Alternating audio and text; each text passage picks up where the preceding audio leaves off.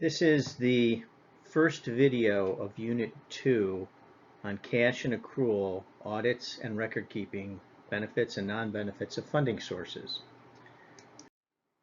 This week, there's a lot of ground to cover in this video. First, I'm assuming that you're a bit like me in the sense that accounting and finance were not your undergraduate majors, and that experience has been and will continue to be your teacher. Along those lines, I believe that the Idelson chapters are the right length and offer a great first view of the relevant standard financial management forms you'll encounter on the IRS Form 990 and from other nonprofit organization settings. For example, the content headers for the chapters: nonprofit accounting rules, statement of activity, statement of financial position, statement of cash flow, statement of functional expenses. I ask you to think about an organization's financial management structure as two large concepts: revenues, or money coming in, and expenses, or money going out. How you track, control, and measure these two aspects of finance will dictate the organization's structure, also the forms and strategies you'll use to manage.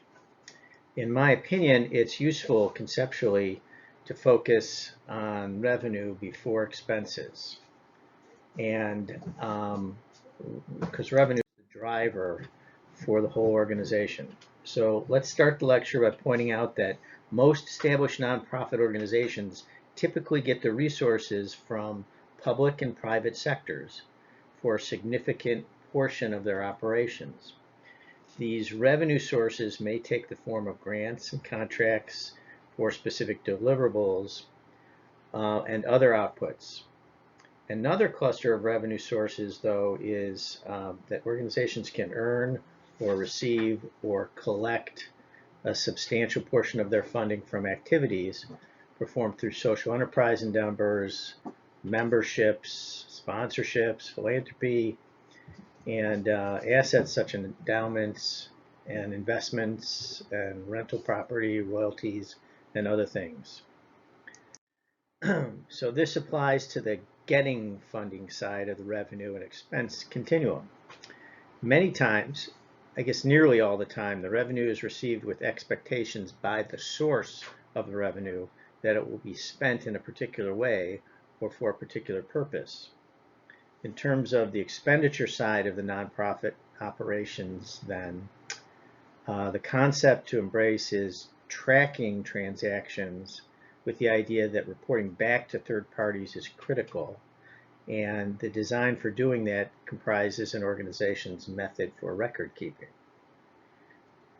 Simply, the way to demonstrate to third parties who contribute grants, contracts, philanthropy, memberships, and sponsorships is that your organization's trustworthy, and to do that is to project transactions honestly and with clarity. As the steward of the funding, I suggest an expense ethos must be that the organization has met the obligations it agreed to when it accepted the money from the revenue source. So even before there's revenue, work in financial decision making begins by thinking about how the organization will account for its transactions. In my experience, I aspire to minimize the situations that would require an auditor to correct me. That's defensive, to be sure, but it's prudent because it embeds honesty, reliability, and reciprocity as fiscal values that our funding sources will understand. And while audits are necessary and, believe it or not, helpful because they confirm your competence, audit findings require considerable effort and time to remedy and address. So there's two themes: following accepted accounting standards and managing with the auditor in mind have important implications for the way we trace revenues and expenses.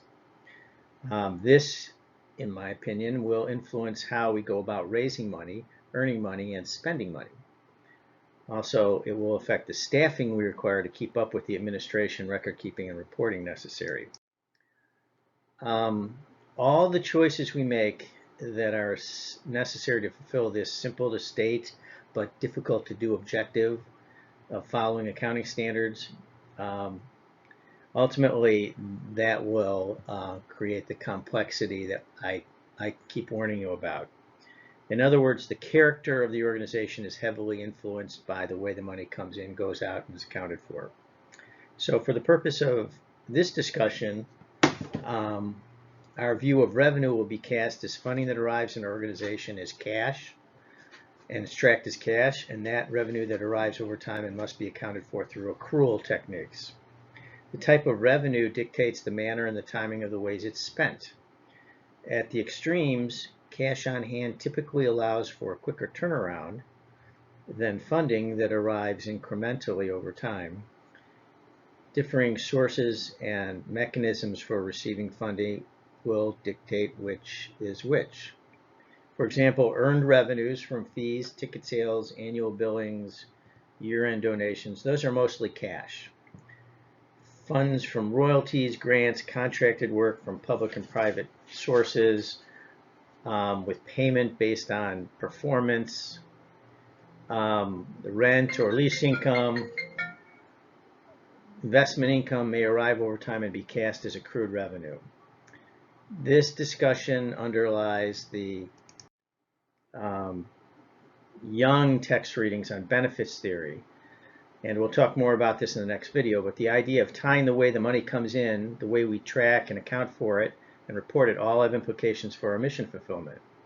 Since our bottom line is social enterprise, which is the understanding that our mission is to produce non-financial or indirect benefits toward the public good in addition to the mission, we have to use non-business or non-governmental accounting tools to judge whether the costs of a particular venture produce sufficient rewards.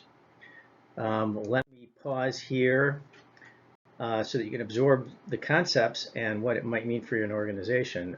Then also let's think about the implications if revenue arrives as cash or over time through payments which accrue over time and performance.